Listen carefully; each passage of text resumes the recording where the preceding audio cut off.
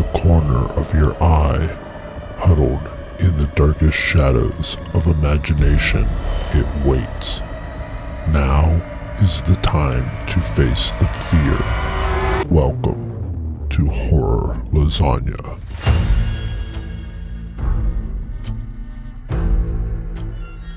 Embrace the trepidation.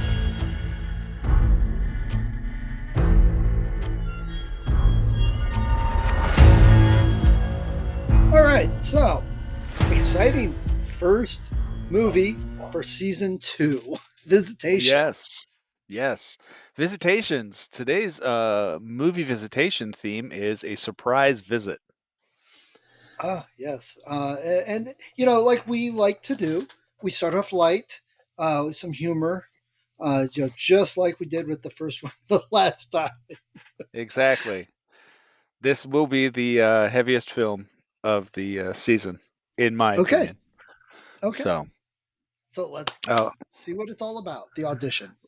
yes, we watched Audition. It is a movie from 1999, a Japanese film based on a 1997 novel by Ryu Murakami. He's an award-winning Japanese author. Oh, wow. Okay, Um, this is a movie that's hard to classify. yeah. Um, be, because it hits this cusp. There's this. This is the first Asian film we're going to be talking that we've had on the series. It's Japanese, directed by Takashi Miike. Did you Um, practice saying that enough? I don't think so because it's Miike, but it's fine. He's pretty famous. He did 13 Assassins, Ezo. He did one of the movies in Three Extremes, One Missed Call, Ichi the Killer, Gozu. He has 111 different films to his name. Wow, prolific. He is a member of the Nikkei. He was born in Osaka. The Nikkei are um, Japanese citizens who lived in foreign countries. Now, Osaka is not a foreign country, but his grandfather, was in China and Korea. He was a Japanese citizen in China and Korea, and his father was born in Korea. The only reason that I bring this up is from my experience. Korean films, Korean horror films, have a very specific flavor to them, and that's that they wander, and that's not a bad thing. But you'll be watching it, and suddenly you're in a horror movie, and then all of a sudden you're in a comedy, and then all of a sudden you're in a romance, and then all of a sudden you're back to a horror movie again. You can see this in The Host, or Hashtag Alive, or Parasite, right? The big Oscar award Right. winner. It was hard to shoehorn that into something, and Audition very much has that flavor. I can see that, definitely. It also has Japanese film elements, which makes sense because Miike was born in Japan, lived in Japan. Uh, so some of the things that you'll see in Japanese movies, especially the big one that shows up here, is they'll play with time in Japanese horror movies.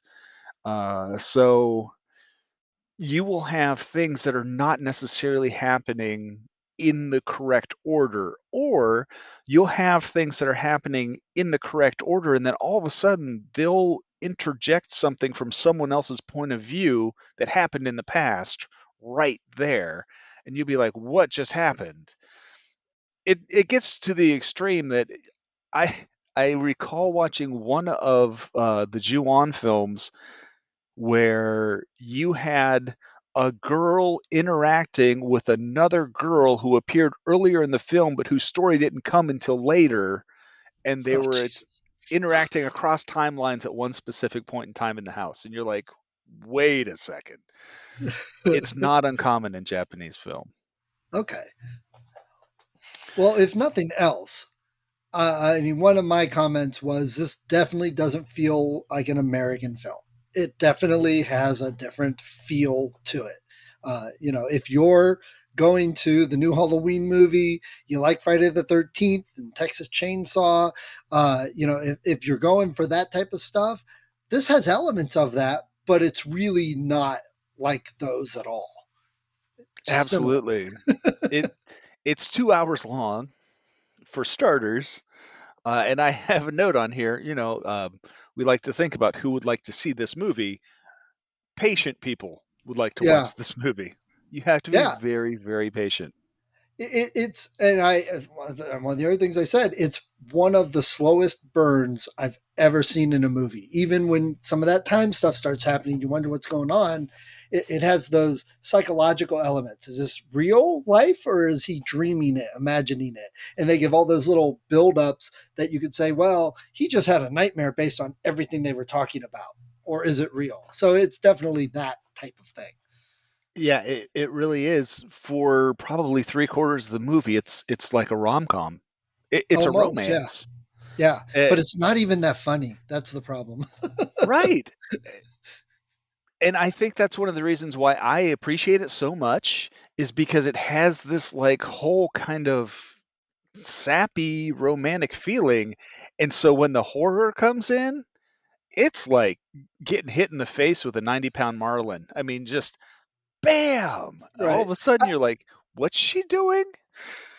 I would say not necessarily a comedy, but definitely a romance. Again, for an hour and a half of the movie, it's kind of a romance, a Japanese flavored romance. So it's a little different than you see, American movies. But then you start getting that weird, twisted psychological stuff. Is it really happening or is it not?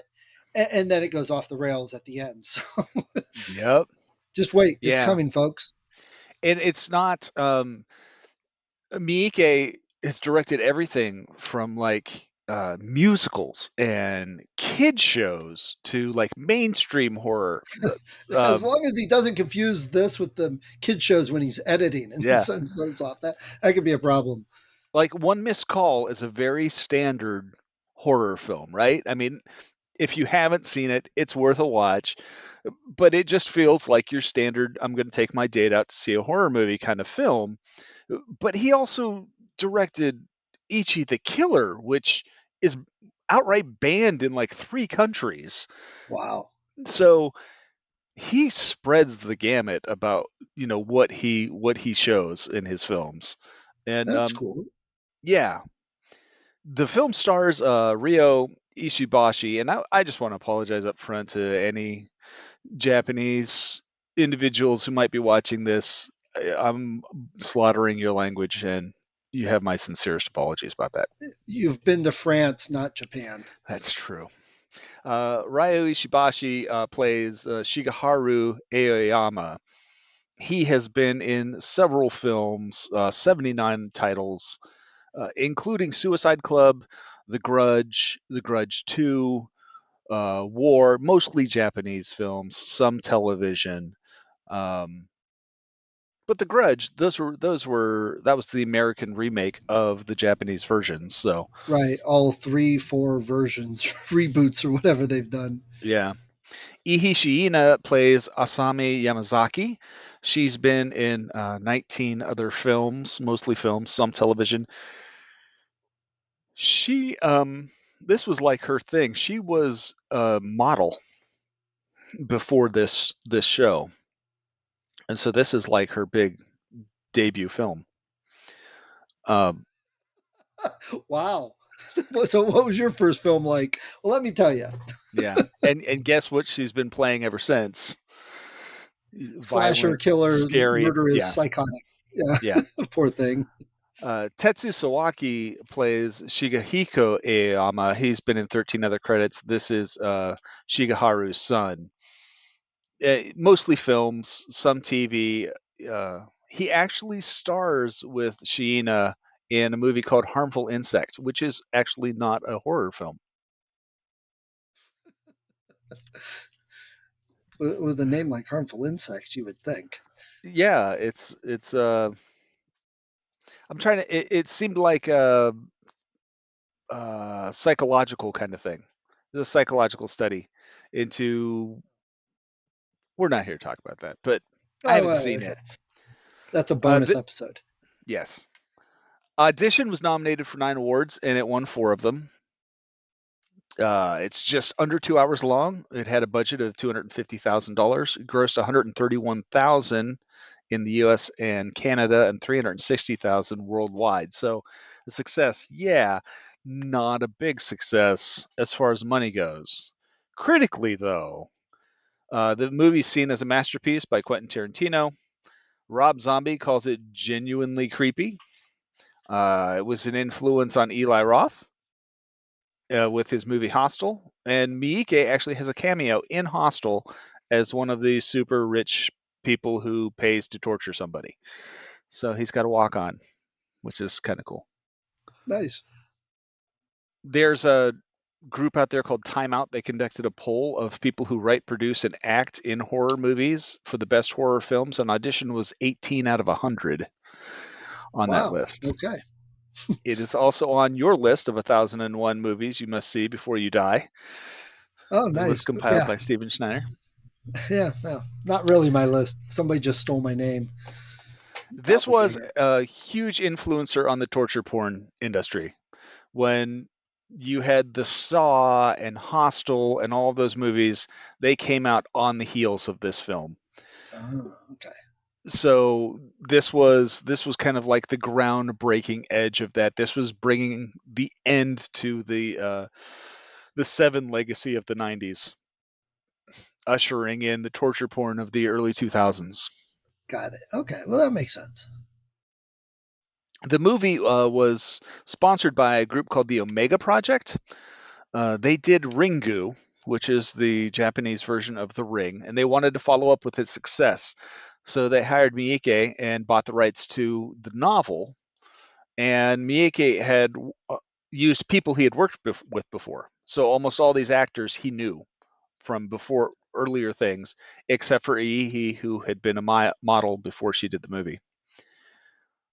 It played at Rotterdam Film Festival and holds the record for the number of walkouts in the film Wow. when it played there.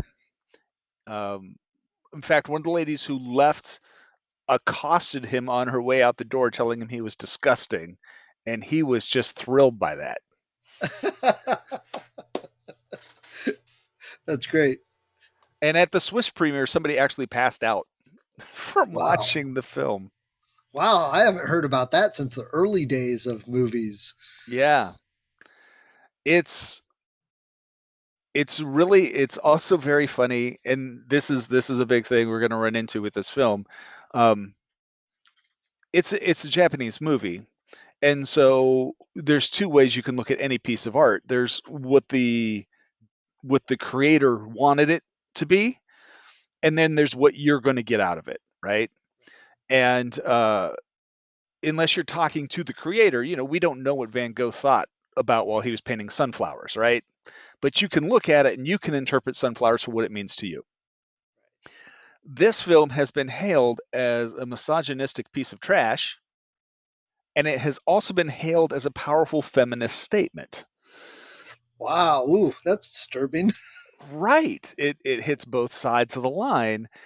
And the thing is, though, in Japan in the late 90s, the concept of feminism was nothing at all like it is like what people think of today.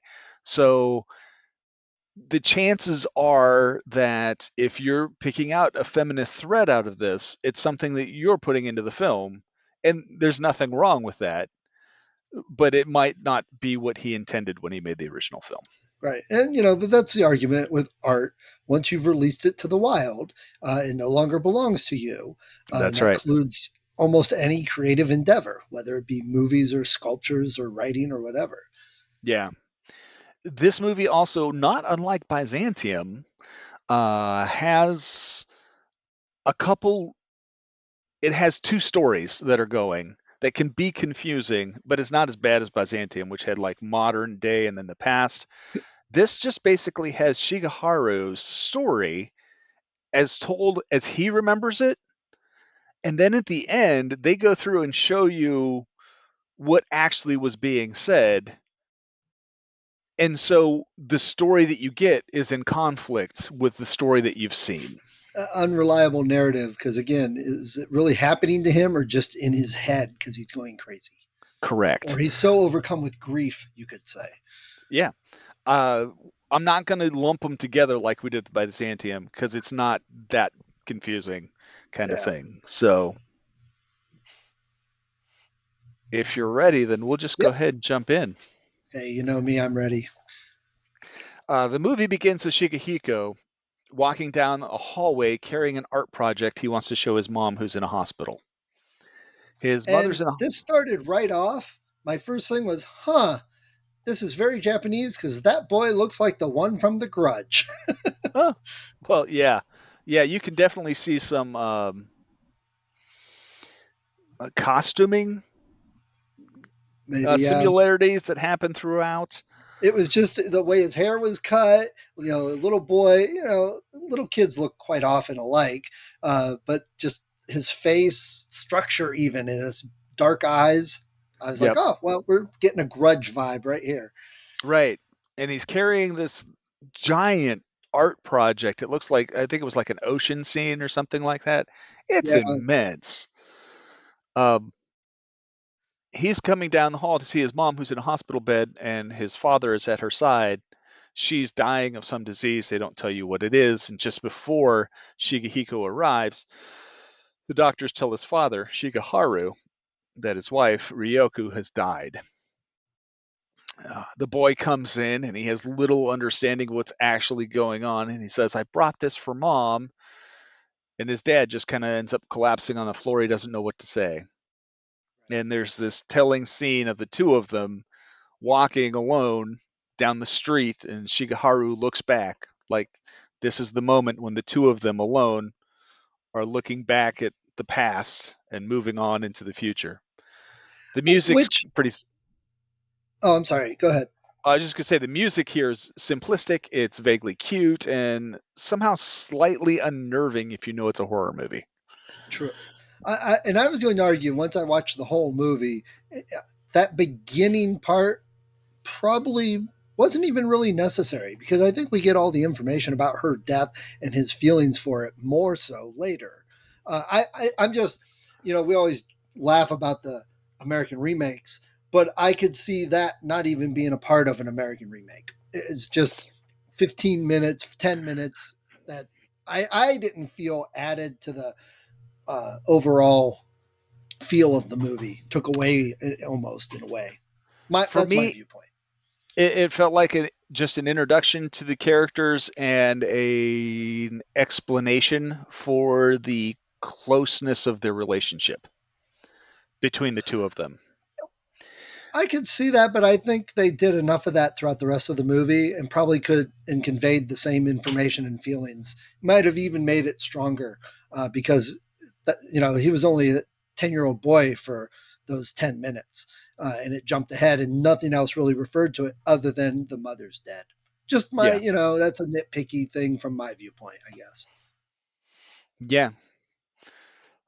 It cuts, like you said, right to the ocean 7 years later, and the two of them are shore fishing. And the dad says, there are so many times where they just layer in little threads about their personality and things throughout this movie.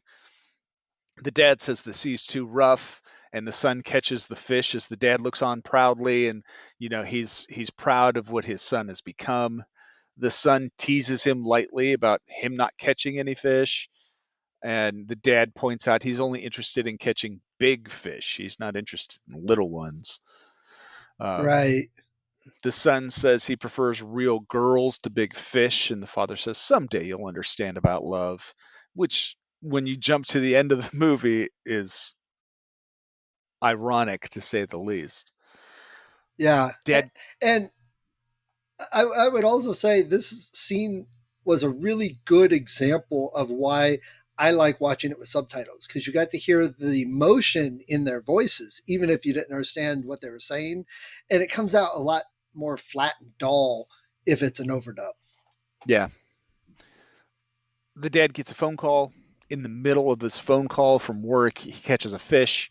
manages to land the fish and politely get off the phone, showing you that here's a guy who can juggle everything. He can be a great dad. He can catch fish and do work all at the same time. He is the model Japanese businessman. That evening, they're eating the fish, and the subject of the gender and sex of the fish comes up in conversation, which is not something I ever give two thoughts to while I'm eating my dinner. But the Right. son, the son throws out some pretty anatomically accurate stuff while the father claims ignorance about the whole thing. And then the son mentions that he's concerned about how worn out his father's looking lately. And right here, we're introduced into their beagle puppy. The two of them have a beagle puppy named Gangu. The son asks Shigeharu why he doesn't get married again. He replies that seems like that's kind of a random question. And Shigehiko finishes eating, gets up, and reminds his dad that it's his turn to do the dishes and takes off. And like you said, this is a weird little scene. And this is one of the things that made me say, well, this is definitely not American. It's, some foreign thing. But I also wonder if the translation came out a little poorly in a few places because its ovaries change or whatever. I'm like, who the hell says that? I mean, it's either really bad dialogue or bad translation, in my opinion. But Shigeharu ends up alone at the table. Then he's standing alone washing dishes. It's the whole scene at the end is very kind of lonely looking when you take Shigehiko out of the picture. Then we find out what Shigeharu does for a living. There's a video of people dancing, and there's an editor working on the video, and Shigeharu's giving him input. So obviously he's the one driving this, the creative decisions here. And he points out that the video looks like a cult gathering. And then the editor says everybody in Japan is lonely. Shigeharu asks him if he's lonely, and he says, "Aren't you?" Which ties in back to the scene of him washing the dishes, that very lonely scene. And he leaves the editing booth, grabs his stuff, and he's getting ready to leave, and he's talking to his secretary, and he's going over his schedule for the rest of the day. And there's this weird, awkward pause where she's just looking at him.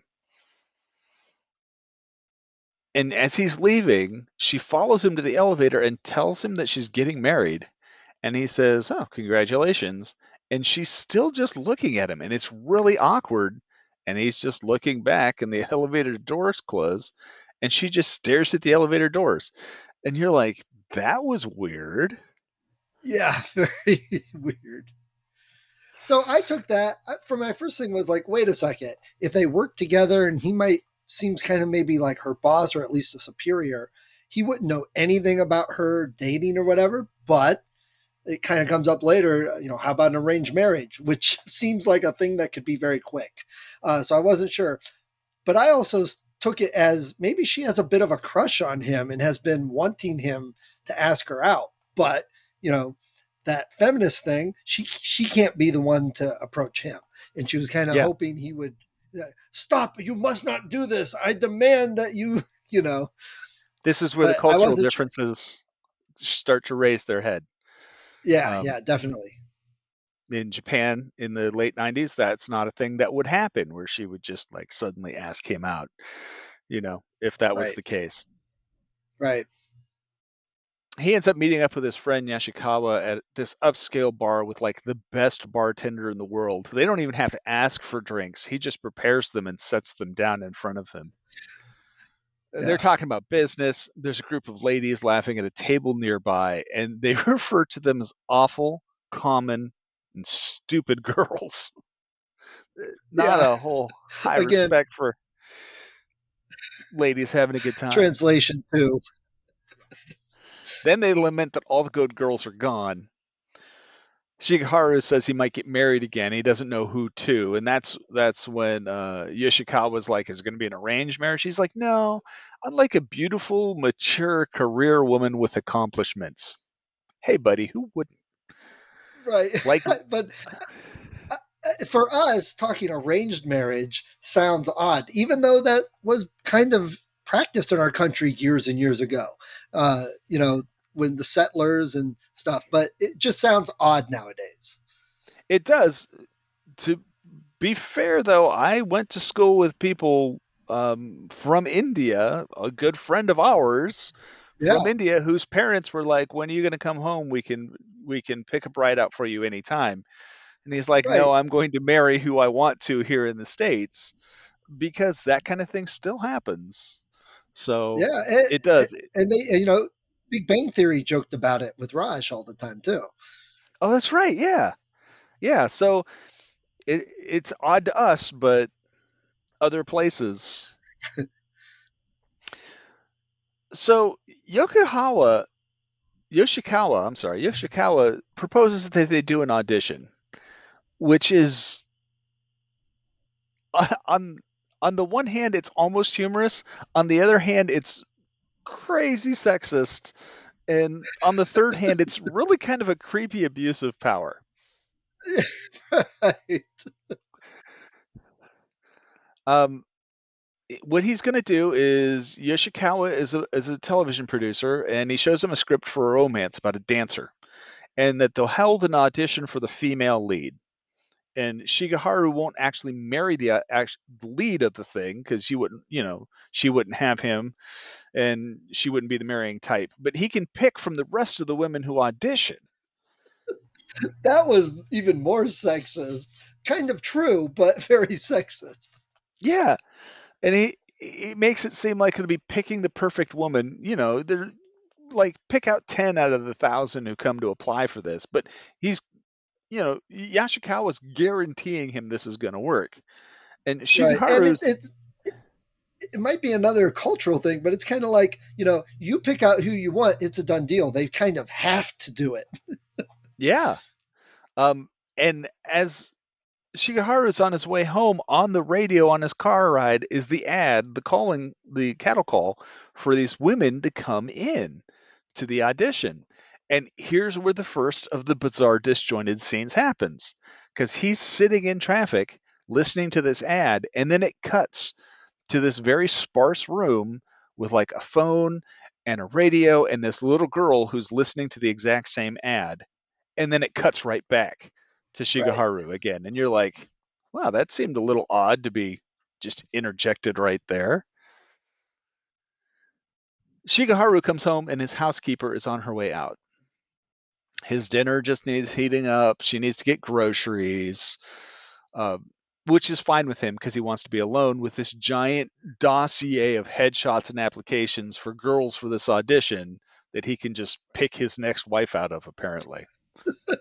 And maybe a lead for the show if they could, but Oh, yeah, the show's completely almost made up, anyways. He's leafing through the stacks. He looks over at the photo of his wife. His deceased wife is sitting on the desk, and he turns it. So he knows what he's doing is wrong. He's just choosing to continue anyways. He calls Yoshikawa and compares it to picking out his first car. Yoshikawa tells him to pick 30, and the audition's in a week. He says, don't go by the picture alone, read their applications. His son interrupts him to announce that there's a girl that he's brought a girl home, and Shigeharu's like, "Oh, you can give her my dinner. The two of you can eat my dinner." And then he spills tea on this one application. And he pulls the application out that he spilled the tea on. He's wiping it off, and it happens to be Asami's application.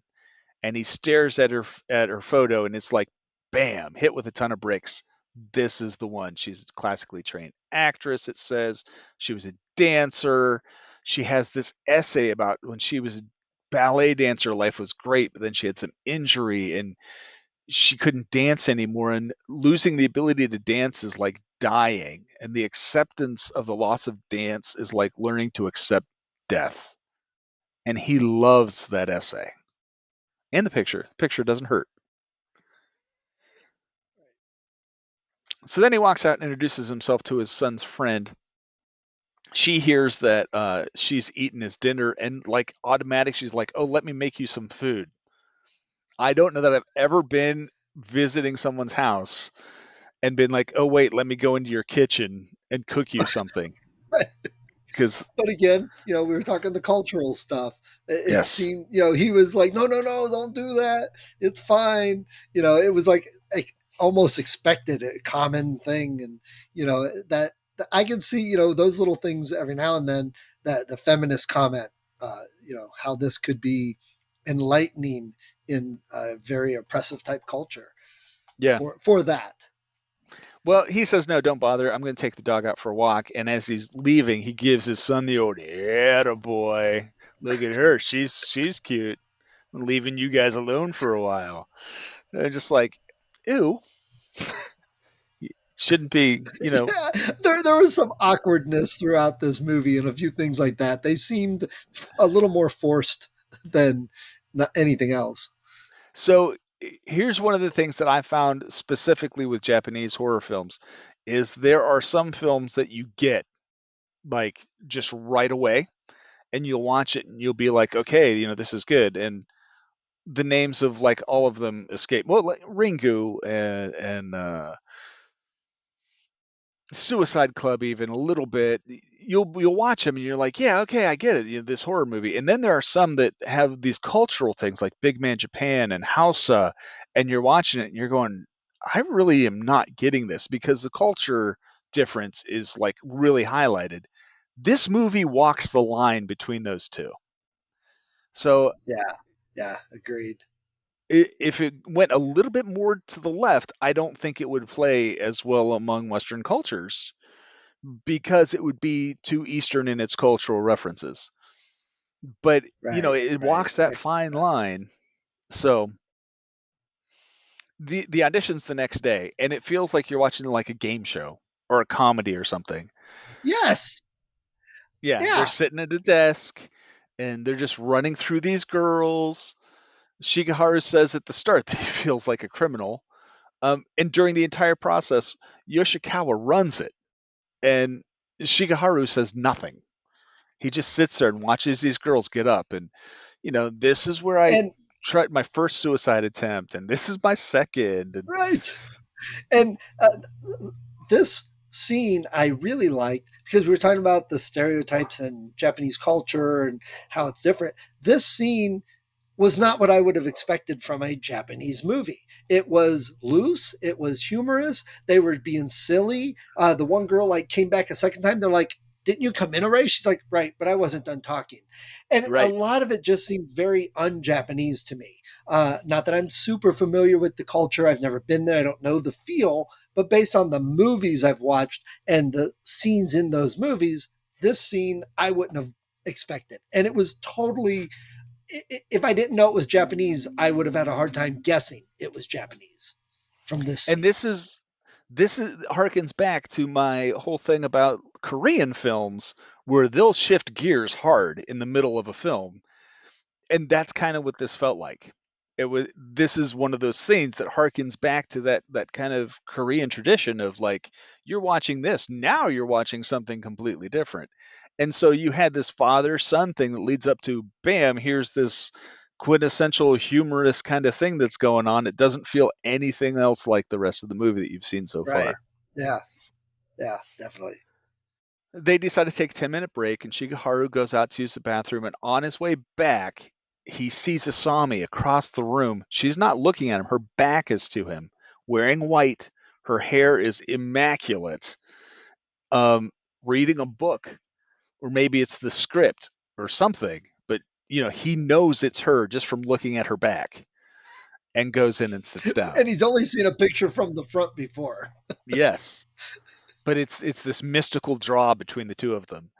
And then you're back to the game show. You've got this girl twirling batons, and one girl just comes in and instantly starts taking her clothes off. And so you have that whole thing. And then all of a sudden, in the midst of all of this, kind of comedy thing, he slams on the brakes and the door opens and in comes Asami. And like the movie just takes a second to pause, to breathe. She comes in and she bows 4 times in this scene. She bows when she first walks in the door. She gives them a bow. She walks to her to the chair. She bows again, and then she sits down. When the interview is done, she stands up, she bows, walks back to the door, stops, bows again, and walks back out. She is supposed to represent the quintessential, ethically, classically trained etiquette Japanese woman you could possibly have. And To make so, the change later even more dynamically abrupt. yes, but also to make her that much more appealing to um, Shigeharu, because that's exactly what he's looking for, right? Right. He wants And this. so no, knowing she had that little scene, they listening to the radio, knowing she's at this interview, and knowing that he likes her, and later, what at the end of the movie, you almost wonder, did she set this up somehow? Is there a supernatural force directing this, and she's kind of controlling it? There's kind of those questions that start cropping up throughout this too. They don't show any of that, but you got to wonder. It it's very reminiscent of like a spider, if you think of it that way. Like she has cast this web out, and he's just there like the fly. He's twitching the threads, and there's a scene coming up in a bit that really like reinforces that kind of, this whole thing's Yeah, been a yeah. trap that's been laid for him. She sits down and um shoot. Uh-oh. Sorry. She sits down and they start asking her questions. She says she's never been on TV, but she's been asked several times. She claims she's represented by Mr. Shibata at Ace Records, and she works 3 times a week for a friend who owns a bar in Ginza. She doesn't want to be rich or poor. She just wants enough money to buy some books and some CDs. And then Shigeharu like says he has a question, and then he just goes on and on about how much he loved her essay on her resume. It's not a question. There's nothing for her to respond to. When he's done, she just looks at him kind of awkwardly and she's like, "Thank you." And then he's like looking all proud of himself and he like nods his head and she thanks him again, and the interview's over. And Yashikawa is nervous about her, but Shigeharu is over the moon. She leaves, he gets up and walks over to her chair and sits in it. And he's just like, "That's it. Call the audition off. I'm done." I mean, he doesn't actually say that, but that's basically what he's saying. Yeah, it's the only time he talked all day. Yeah. Yashikawa's just like, "I don't know, man. I'm getting bad mojo vibes from this." And that's pretty much his standard line the rest of the movie. Yes. Yeah, that's it. Uh, Shigeharu's back home. He's eating with Shigehiko. He's drinking scotch. The guy likes him some scotch. He drinks a lot of it. Shigehiko finishes his dinner and runs off to study something about some dinosaur thing. So Shigeharu takes his scotch, goes back to Asami's resume, and then he just calls her up and asks her out. And she's like, "Okay." And as he's talking to her on the phone, the camera actually zooms in and has this one shot where you can see a photograph of his wife as he's talking to Asami on the phone. Yoshikawa calls him up and says he tried to get a hold of Shibata at Ace Records, but he's been missing for 18 months and he still just doesn't trust her. As you said, this is Yoshikawa's broken record line. "I don't trust this lady." The next scene, though, Shigeharu's with her at lunch. She's dressed in white. She wears white in every scene in this movie except at the end. So she's wearing white. She's like, "All I have to do is sit here and enjoy some nice food. That's the best offer I've ever had." So he asks her about Mr. Shibata, and she admits, "Oh, I lied about it because everybody said you should have an agent." And every time we see she's wearing white, and white, I have on my notes like some kind of angel, but in Japanese culture, white is the color of the gods. In Okay. Buddhist culture, and Buddhism has a decent sway in Japan, it's the color of death.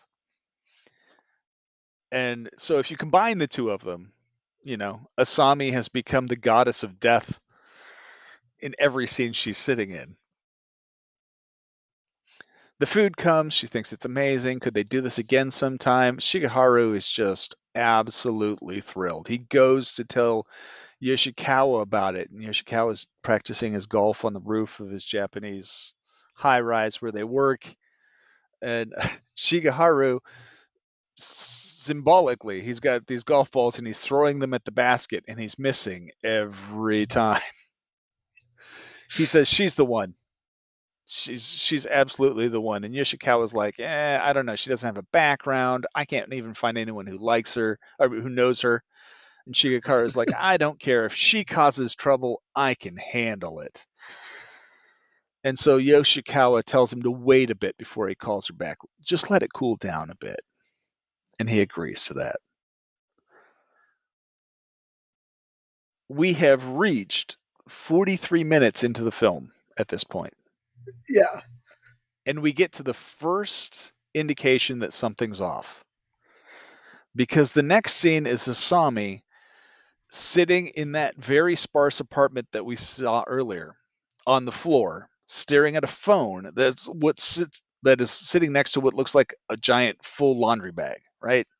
And she's just sitting there, full on, Ju-on grudge thing, straight hair just hanging in her face, just sitting there. It cuts back to the scene of Shigeharu sleeping.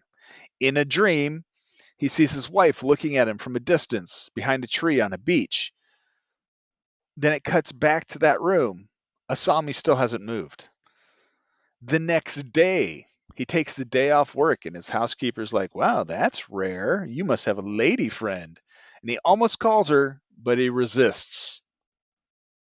Then the next day, he's at work and his secretary's leaving the office. And there's this awkward moment with the secretary again. She's like, looking at him. He's ignoring her. He looks at his phone. We cut back. Asami is still sitting in the exact same place. It even looks like she might be asleep, just sitting there on the floor. It hasn't moved at all. I mean, she's just crouched over and, again, it's one of those little things that taken by itself, it's not too weird. But when you do it over days, then you start getting that creep factor. And this is where the spider thing comes in. Like the spider sitting in the middle of the web, just waiting and just waiting. He eventually caves and calls. And when the phone starts to ring, it zooms in on her and she smiles. And you're like, yes, the spider. And that is the scariest, creepiest smile. Then the laundry bag moves. And there's this growling noise. And you're like, what the hell was that? Yes. Yeah. And then they cut. Mm-hmm. Yep. So in this horror movie, you're 43 minutes in and probably 50 minutes. And then all of a sudden, whoa, there's this really weird horror element that happens. And then we're back to them. She meets him for dinner and says that she was waiting for his call. She really, really was waiting for your call, dude. And it's definitely, she wasn't waiting for the audition call back. It was, like you said, the spider, she was waiting for his call. And that again, how did she set all this up somehow? Did she lure him, whatever means, to be a part of the audition so she could go there and lure him in? It really has that vibe, which makes it on a level creepier than just what's going on. It's really funny because I had never actually given her any causation to the whole thing until you just brought it up. And now I keep thinking about it. I can't stop thinking about it. Like, there's no real way she could have done that, right? But, maybe there is some sort of mystical force that's behind this whole movie that, I never noticed until just now. It's one of our movies that, if you just take it on the surface and watch it, I can see a lot of people going, well, that was stupid. But then you dig down into it a little more and you think about it, and there's just parts of it that it's some of the best movies I've seen where you can discuss it with somebody and catch things and a viewpoint and say things and just layers like an onion that you don't necessarily see the first time. I I would almost never do this for a 2-hour long movie, but this is a movie that if you watch it through once, it really behooves you to watch it through a second time Right. because there's so many things, so many of these elements that just are tucked away in there. And that's why the director is probably very revered popular director, even though this movie didn't make tons of money, but it got a lot of acclaim. And this is why, when you delve into a movie like this, heck, we should pass some of these off to Bob. He'd probably love watching a few of these if he hasn't. He was just out this weekend, actually. I didn't see him, but I heard he was out this weekend. Uh, so she meets him for dinner, says she was waiting for his call. And here's one of the biggest ones where you can see the difference between what he hears during the dinner and what was actually said that comes Right. later. He asks her about her family, and she says they're fine. They recently moved because her father wanted to be near a golf course. She says they aren't close, but they don't fight. And she says she's still working at this bar. It's called the Stonefish. He asks if he can go sometime, and she says, I'd rather you don't because the owner's always up in her business. She informs him she would never lie to him. Yeah. Yes. Um, Right there. I won't ever lie to you. Every time that's said, well, it's a lie. yes. Isn't that the classic? One of these two people is lying. Well, I'm not. Well, he is. It's one of those puzzle things. And so after the bag and the smile and her saying, I won't lie to you, and knowing it's some sort of horror movie, I didn't know what type yet, but I said, wow, I kind of feel like I'm watching the evolution of my first marriage right here. So that's kind of the feeling I got. If anybody wants to do a movie, it'd be like this There one. you go. Um, Miike does this brilliant thing, though, because they're at dinner and you don't even notice it until she says she would never lie to him. Then he pulls back and it's a wide shot of the cafe and you can see it's empty. So they have been sitting there for a long time. He tells her that the film project's fallen through. It's not going to get made. And then she talks about how when she's with him, she feels connected to something beautiful.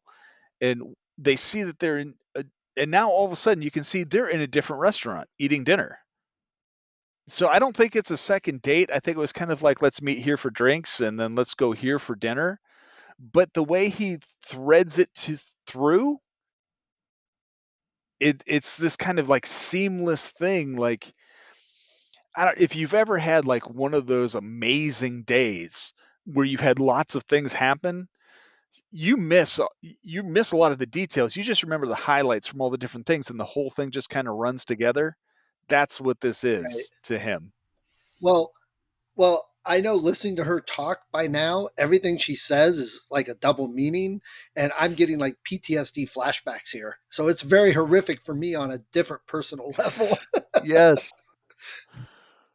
She talks about losing the ability to dance, and he tells her she'll get over it. She says she's never had anyone she could talk to. He listens to her. And then they're in the car. And he says he'll call her again. And she thanks him and gets out of the car. And as they drive away, he's just looking at her. And then that whole section ends with a shot of the phone and the giant tied up laundry bag. Just to remind you, that seemed like a nice date, but Right. We don't want to get too far away from our goal here. yeah. He goes home and informs Shikihiko that he's seeing somebody, and Shikihiko like starts to tease him a little bit about it, and then he says we're spending the weekend together, and then it cuts right to a car going through the Japanese countryside, and they arrive at this stunning remote-looking resort. Um, and he's kind of like sitting in a chair and he's all nervous and he's going over things they could do. There's this coffee shop and there's this gallery. And she just like walks over And and let me turns. ask you real quick. This seems again, is it a cultural thing or what? Because the progression just seems odd that he met with her and only him. Hasn't met the son. They haven't been over to the house. It may be the culture thing and thinking arranged marriage. Even, well, I picked you, so you're marrying me. That's the end of the story. There's no dating needed. It just seemed very quick and odd to me.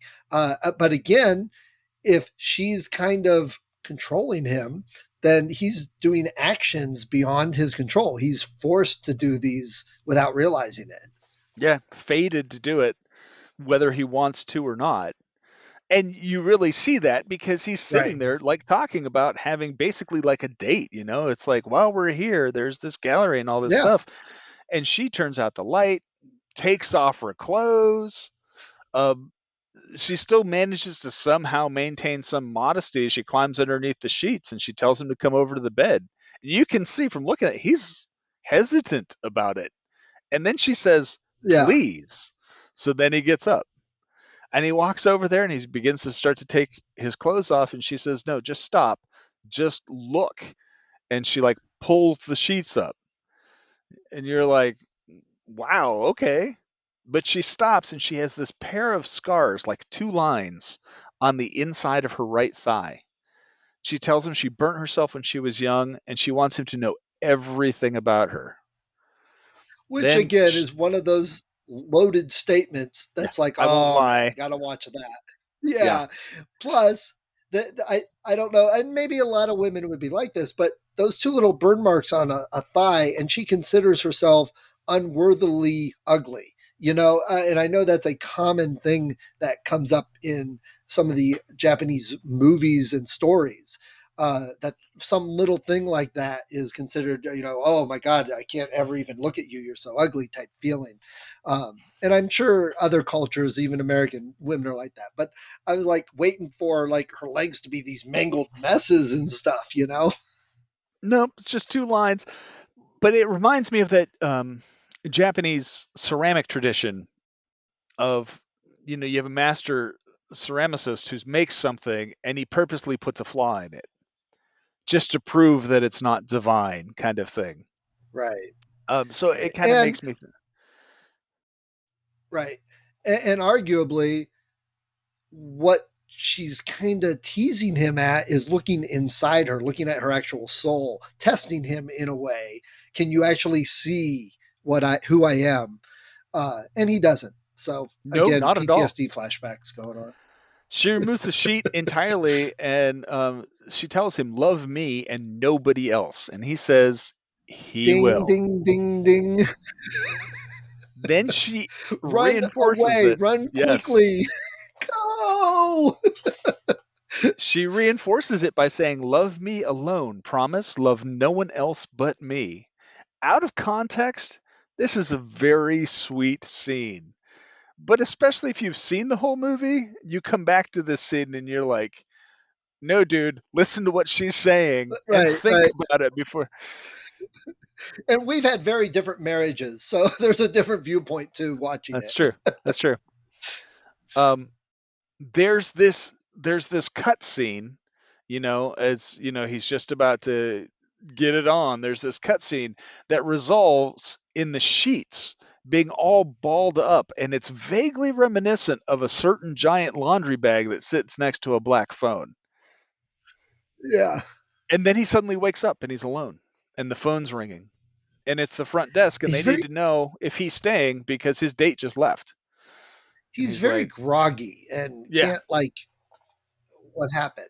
And yeah, they didn't show him getting drugged. And I was thinking about this afterwards. I'm like, he wasn't drugged like through his drink or something.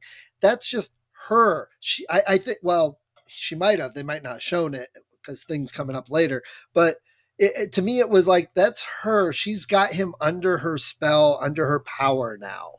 That's what I yes, took from this initially. yeah. I think. Well, I'll get to it later. This is followed by a very tense scene between Shigeharu and Yoshikawa, where he's trying to get more information on her, and Yoshikawa's like, "You can't find anything. Just forget about it." And then Shigeharu, like, they end up yelling at each other and Shigeharu like storms off. But that whole scene is shot crazy frenetically. I mean, the cuts are like Yeah. abrupt and there's 1,000 of them. It's just like bam, bam, bam, bam, bam, bam. And so the whole thing feels tense. Like you can feel the tension in the room just from the way that it was shot. Right. Shigeharu notes on her resume is the name of the dance studio where she trained, so off he goes. He's gonna, this is his grail. He's gonna find this girl. Again, it on paper it sounds like a romance. I'm gonna find her, and when the Yeah. music's gonna play, and it's gonna be beautiful. He goes and he finds the dance studio, and it's all boarded up. And he's thinking about leaving, and then he hears a piano playing. So he basically just rips the boards off and goes inside.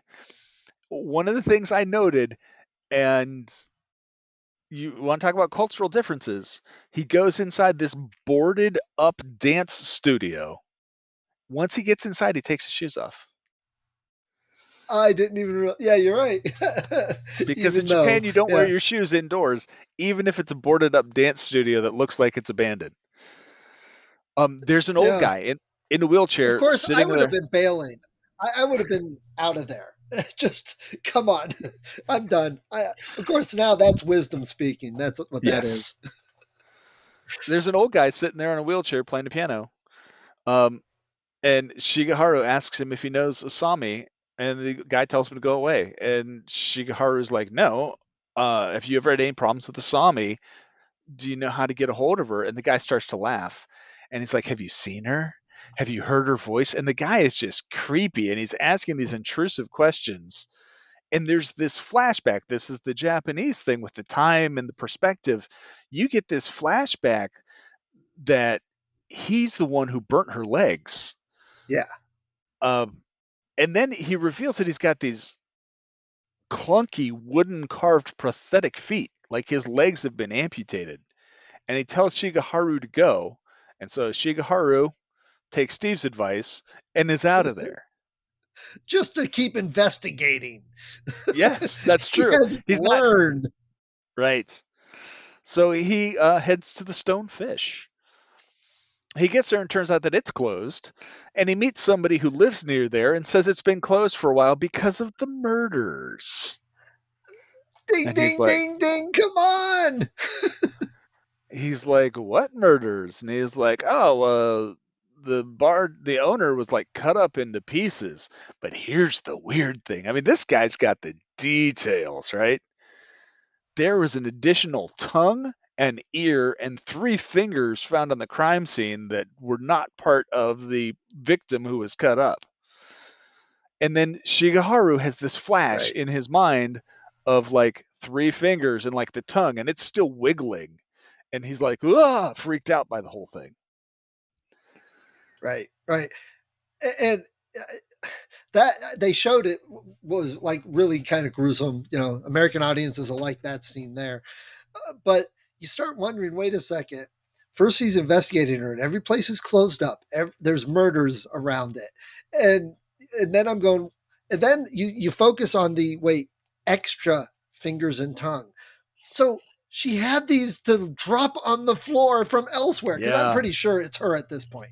I mean, it wouldn't make sense to be some random thug or anything, So she had these and dropped them on the floor to add to the confusion. Where'd those come from? And this is now I see what you're saying about the time thing with Japanese films. Yeah. And that's a detail you don't ever get from any other murder thing. You don't ever hear like on Law and Order SVU where they're like, "Oh yeah, the victim's in there, and oh yeah, there happened to be an extra hand just laying around. We didn't know where it came from, but there it is." That's just like a really Right. odd detail for a murder scene. But we are Well, and it now, wasn't a hand; it was fingers and a tongue. yes, Yeah, three fingers and a tongue. Um, we now get the visitation, the surprise visitation.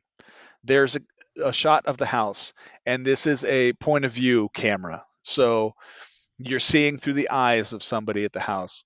The housekeeper is leaving for the day. She feeds Gangu, um, and then she leaves, and you can see the point of view heads to the back door. Um, They go inside, they see a picture of Shigeharu's wife, and then the camera settles on his decanter of scotch. Yeah. And again, we're suspecting who this is at this point. If you're not, then you haven't really been watching. Nope. But it goes back again, the way it came into the house, it like just kind of zipped through it and was like even moving around when they were there, but nobody heard or noticed anything. So it made me think back to what type of spiritual force is she? What she's not physically there. She's like her body's projected. That's like when she's in that state crouching and not moving, is she doing like an astral projection or something and controlling people from there? It's just my possible interpretations, but it really hints at it a lot throughout the movie. Almost like she's a kami, the Japanese spirits kind of thing. Very much so. So if you like horror with slasher or horror with supernatural or horror with psychotic, you kind of got all of that in here. Throw in You a little do. rom-com for the date, and it's a perfect date movie. I think that's one of the beautiful things about this movie is you can make it what you want it to be. You know what I mean? Oh, Right. this is the No. most misogynistic piece of crap. No, it's a great feminist manifesto. And it's like, yes to both. Right. Yeah. Is she some kind of crazy spirit or just psychotic? Yes to Yeah. both. Yeah. Well, he gets home and he pours himself a scotch. And he sits there and he's drinking it and he's reflecting on his day. And there's this really it was a striking shot. It's a close up of his hand on the leather, and he kind of like caresses the leather a little bit. And then he kind of gets this look on his face like he doesn't feel quite right. And he stands up and he starts to feel worse. And he's walking along and he just falls over. Just falls flat onto the floor. He starts to fall over. Yes. And now we get to see all of the conversations and the perspectives that he missed. This is where it comes in. So we go back to that conversation where they're sitting at the restaurant. She's talking about her family, and it's nothing at all like he remembered. Right. Her parents were divorced when she was young, so she went to live with an abusive uncle and his wife. She was beaten and abused so badly, the doctor suggested they go live with her mother at like 7 years old. Her mother had a new husband who hated her and was always around, and she would hide in her room until her mother got home from work. Dancing is what helped her cope with all that.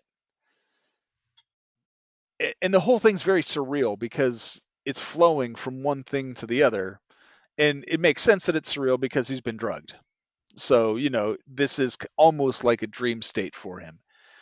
So it flows like that. So they're not just in the restaurant talking about this, and dancing helps her cope. And while he's remembering this, Ryoko, his wife, his deceased wife, and his son, the young son, and Shigehiko's current girlfriend are sitting at the table next to him. And Ryoko tells him not to marry Asami. And he's, because he introduces the two together. And then it cuts to Yeah. Asami's. Yeah. Oh, this is the woman I'm going to marry. Don't marry her. It cuts to Asami's apartment, and she just drops to her knees to pleasure him. And he like looks down, and it turns out it's his secretary all of a sudden. And she says she slept with him once, hoping it would make him love her, and he didn't. Now we have an explanation for all of the weird awkwardness between the two of them, because he was her boss, slept with her, didn't think another thing of it, but it hit her hard, and she was convinced that this man was going to love her. Afraid not. Then it changes to Shigehiko's girlfriend, and he freaks out.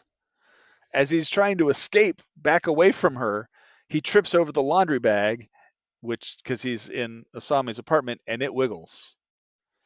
Yeah. And he comes up to it closely, and he pokes it with his foot, and he reaches down to untie it, and there's a man inside.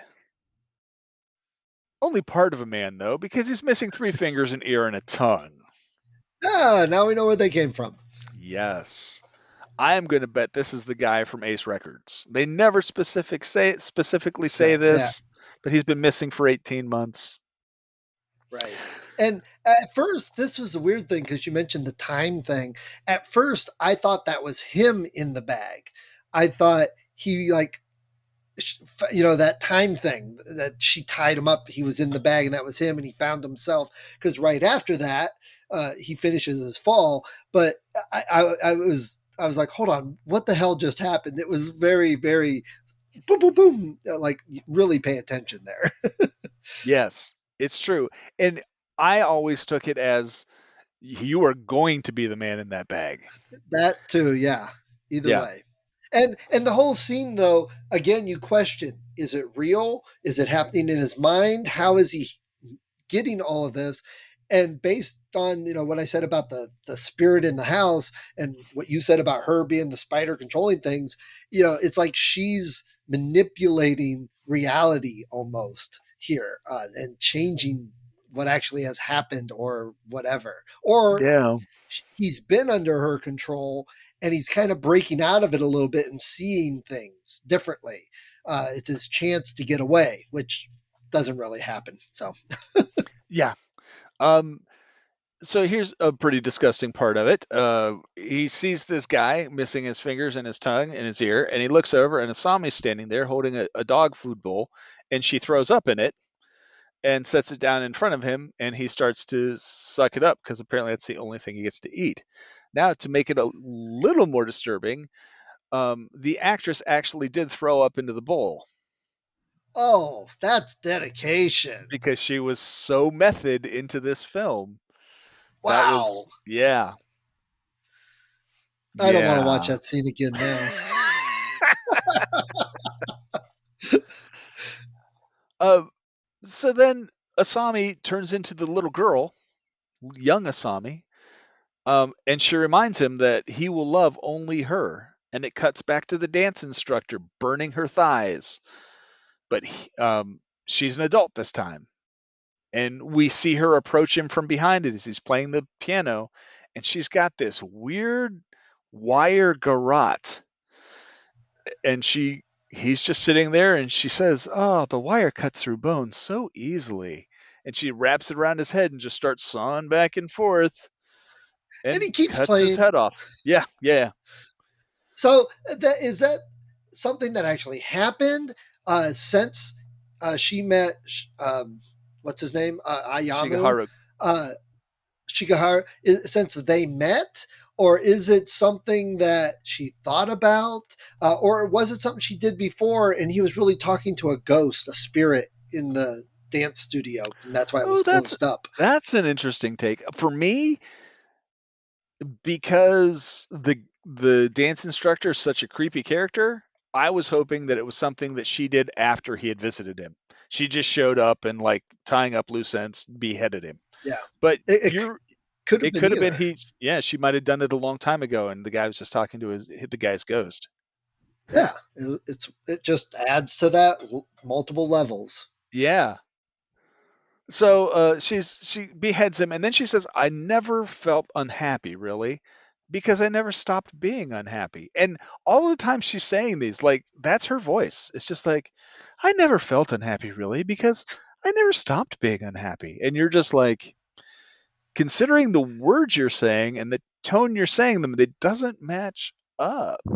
Yeah, I have that note too with her high pitched little girl voice, which she might have done for the role or whatever. And what is going on? It's again one of those things that makes it even creepier. Yes, this movie is nothing if not creepy. I mean, it's long for sure, but once you Yeah, get into the creepy parts, it's creepy. yeah, Uh, yeah. then there's this whole little compilation of memories culminating in him lying on the floor of his house. And here is where you finally see Asami not wearing white. She is wearing white, but she's putting on black leather, a big black leather apron, giant black gloves, You see a shot of the dog lying on the floor, dead, tongue lying out of its mouth. What is it about foreign films liking to kill dogs? I American knew you were going to say audiences that. like flip out about that, you know? Yeah.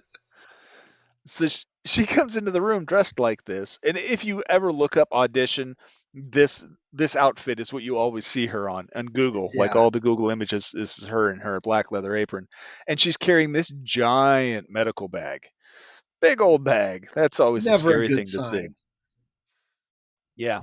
She opens it up and pulls out a syringe and fills it up, and she's explaining to him with that beautiful sing-song voice that you're paralyzed, but your nerves still work.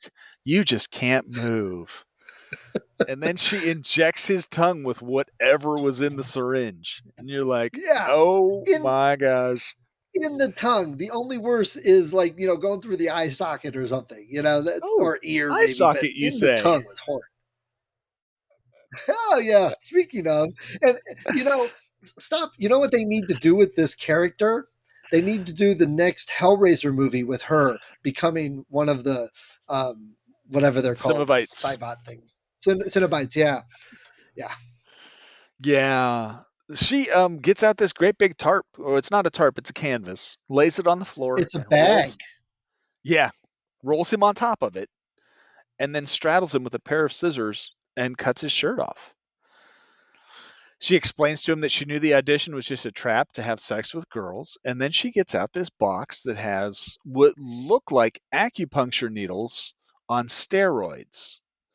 They're no bigger around than acupuncture needles, but they're, 9 inches long, for goodness sake. So she sits there and starts putting them into his abdomen, and they're long enough to reach like his soft organs. And she keeps saying deeper as she goes. But in Japanese, and again, apologize for my pronunciation, but it's like ticka ticka ticka ticka ticka ticka. She keeps making that noise as she's putting it in. And you're just like, Yeah, oh, sing it's song. shuddering. Yes. Ticka ticka ticka ticka ticka ticka. And she's like, words are lies, but pain doesn't lie. When you're in pain, you see your own shape clearly. It, she's got all of these words of twisted wisdom throughout this entire thing. So then she moves to his eyes because Steve asked for it. You gotta have that.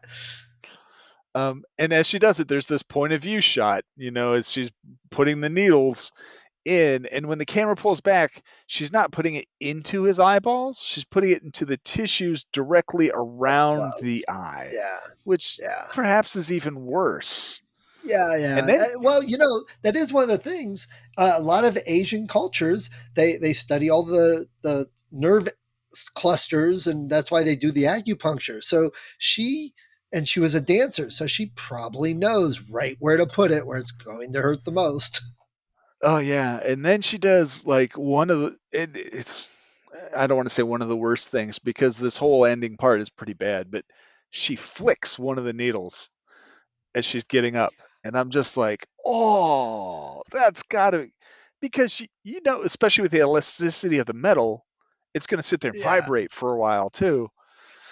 Yeah, it's the last part of this is very cringy. This will make your butt pucker. yeah. Um, she goes over and she starts putting these weird metal things together, and she mentions that Shigehiko lives in the house, and he too should achieve clarity, just like Shigehiro is right now. Yeah. She's yeah. Thank you for that. Yeah. So she takes this metal thing, it's like a cuff, but it's like a cuff tourniquet. She puts it on his leg and like cranks it down. She says, no one. She has no one. So she could love him totally. She could love Shigeharu totally because she has no one. But he can't because he's got a son and he's got a deceased wife that he has to share his love with. So then she gets out her old wire, wraps it around his left foot with the tourniquet, and just starts, and off goes And the foot. smiling and kind of singing and enjoying it, Almost, and yes. It's like a little girl sitting in a field with flowers. Is what because she's sitting, in that kind of kneeling position almost. And then she just takes his left foot and throws it. There's this scene. from outside the window. She throws it and it hits the window and falls down. And I thought to myself, as carelessly as they were throwing away the hopes and dreams of all these girls in this audition, she is throwing away his left foot. Wow, She just nice. So doesn't what you're care. saying is all those hopes and dreams are worth nothing more than a left foot. My left foot. Speaking of movies. Yeah, she's smiling and laughing as she's doing it, and then she goes and gets started on the right. And for me, this is almost worse. Yeah. She gets started on the right, but Shigehiko comes home, so she stops. And the reason why, for me, that seems worse is because at some point in time, someone's going to have to get that wire out. Yeah, that's true. His left foot, they Or don't you have could to. just leave it. It'll grow in like a tree, like a chain around a tree. Ew. Um, she gets out this spray stuff, and Shigeharu starts to hallucinate. Kudos to him for still being conscious, even at this stage of the game, right? Yeah. But he's hallucinating, and in this hallucination, he wakes up in bed with her at the resort, and she accepts his proposal for marriage. And even there, in his hallucination, she knew that the audition was a scam. And just about here, you're like, maybe this whole thing's been a nightmare, and they're Yes. actually are being happy. But then you hear this tiki tiki tiki tiki tiki tiki, and he wakes back up. Yeah. Um, Shige, Shigehiko comes into the room, sees his dad there, freaks out, and Asami comes running out with the spray. And there's this chase. She keeps trying to spray him, and he keeps like getting out of the way. He runs up the stairs, and she's following up the stairs, spraying the whole time. And he's on his back as she gets to the top of the stairs, and he kicks and connects, and she doesn't fall down the stairs because I don't think she touches them. She just falls No. onto her neck, and so she's motionless. Now she's not dead. She's Yeah. lying there, and she can see Shigeharu, and Shigeharu can see her, and the kid's calling 911, and saying, hey, this my dad's here, this woman's here, and they zoom in on her, and I gotta imagine it's just, she's really thin, like her bone structure, but the way she was laying it looked like you could see that her neck was broken, you know? Yeah. It looked like that. Yeah. Yeah. And then she's talking. Like she doesn't stop talking. She's like, I thought you said you were busy. I don't understand your business. You may think I'm a clingy sort of woman, but I've been waiting and waiting for your call. And she just keeps repeating like her lines from earlier in the movie. Which is it like reminded me of like a broken Chatty Cathy doll. It pulled the string and it just keeps Yeah. saying the lines. She's so psychotic that it's like practiced lines, and she was just saying this because that was the right thing to say to keep luring him in. And now she's really messed up. Yeah. Shigeharu has a voiceover at the end about how we all have to carry on in the face of difficulties in our lives. Like losing feet and Like, yes, getting losing needles a in your foot. body. And then it ends with a shot of Asami as a little girl tying up her ballet slippers, probably the last time she was actually happy. And that's where the movie ends. Now, first of all, two things. One, there was a very distinct lack of music throughout this movie. We talk about the music in a lot of the movies. This one did not have hardly any music until You're like near the right. end. If it It wasn't was in the silent from that background, aspect. yeah, it wasn't there. Yeah. So, like at the So bar, it's there's music. interesting because, right. Yeah, it's interesting because we talk a lot about how music can help set the tone and the mood. And this totally went on what you were seeing as setting the whole mood for the whole film. Um, the other thing I noticed was our season one opener with Martyrs, where we watched that and it was very horrific and some very psychotic things. But we said if you look at it from the viewpoint of the group, you almost understand and appreciate what they're doing. It's still horrific. You still don't want to do it, and you feel terrible about it. And that's what makes that movie so great. Watching it, the feelings it evokes. I don't really feel anything for her. She's really psychotic. I mean, she may have been driven that way, but I don't have any feeling on her side of it like I did with Martyrs. That's funny because, again, this might not at all. Somebody has at one point in time speculated that Miike, this movie was like a warning from him. Like, hey, all of you guys in Japan who think you're hot shit, this can happen to you. This is what you're opening yourself up to. See, he should have let me watch this movie long ago. You should have seen it in '99 when it came out. That's right.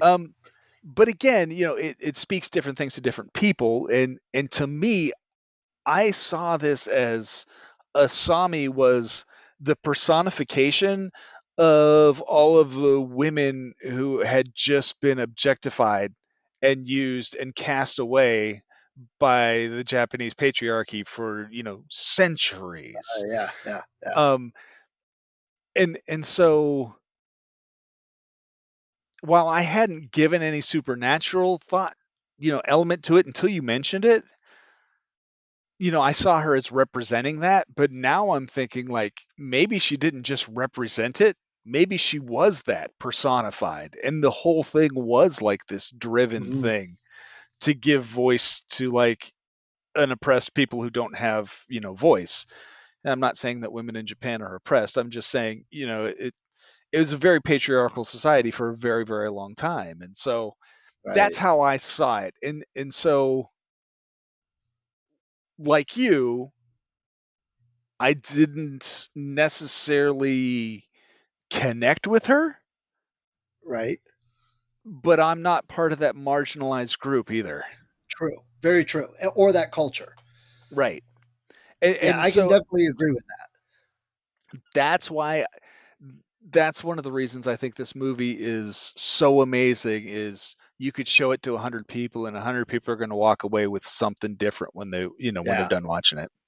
yeah. This movie definitely wasn't made for your big popcorn eating blockbuster movie going people. This is Not one at of all. those, like we've said before, you would see sitting in a film critic film learning 101 class in college and Yep. discussing it, or a beatnik art group that gets together to watch art films or something, because you could interpret it like you said several different ways and get several different feelings out of it, depending on your feelings and background and who you're with and everything. And I think um with this case, and I felt bad that we didn't say this with The Innocents because I felt like we should have said this with The Innocents. The Innocents is not a movie for kids who are under the age of 18, and not because of the content, Oh, it's right. because you guys won't appreciate it. And I think Audition is very similar to that. If Yeah, you're if absolutely. you're if you're young and you want to, I would say Martyrs isn't for people under 18, but it's not because they wouldn't get into it. It's because of, the subject matter and how it's depicted. Yeah, It's a crazy, heady, mature film. This, on the other hand, you've got a lot to slog through to get to the reward at the end. And for yeah. me, I didn't mind it. It That's what made the reward so rewarding. If I was just sitting down, I wanted to watch a horror movie like we did the other night. Let's watch a Hmm. bunch of horror movies. If this would have been one of them, I probably would have been like, probably could have had something better to put into that fun Halloween scary spirit. Ooh, let's watch horror movies. This isn't one of those. But sitting Nope. down to watch it because I want to do this podcast, I want to analyze it and appreciate and understand it. It's definitely a good choice for that type of setting. Again, this is not one that I'm going to go recommend to most people I know. Right. And it's not because it Absolutely. sucks. It's because it needs, a different viewing. And you will find when we have Halloween horror movie blast outs like we do, I'm not going to be bringing these kind of movies to the table because it's not going Right. to play for the general audience. I'm not going to be like, hey, Steve, let's Yeah, watch Martyrs this year. You're like, oh, okay. Gee, I yeah, love it. Yeah, I'm not going to do right. that. No, she'll walk out of the room. I, yeah, The Houses October Built was probably as weird and esoteric as I'm going to get. So, but Well, we watched Paranormal Activity yesterday because Jason wanted to, and he wouldn't go to sleep last night and left every light on downstairs when he did.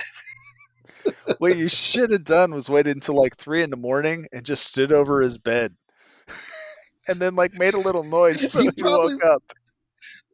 I actually would do that. That is something I would do. But this boy is now taller than I am and he outweighs me. So if he really freaked out before realizing it was me, I don't know what type of pain I could be in by the time he Yeah, realized what was going on. good And his points. drum set's in his room now, so I could be skewered very easily. Yeah. All these jokes that we might have played in our youth, we have to think twice now that we're reaching our dotard ages. Well, yeah, you say that, but honestly, I don't think twice very often, much to my wife's chagrin. Uh, she's constantly like, "How old are you? What, come on." Yeah, Yes. I'll admit that. So, all Now, right. our So that next, was Audition. yes, our Yes, next movie I would bring to a Halloween Horror Fest. This is Grabbers. It's a much lighter fare, very enjoyable film for me, and I hope you're going to like it too. cool. All right. Well, then next time, grabbers. All right.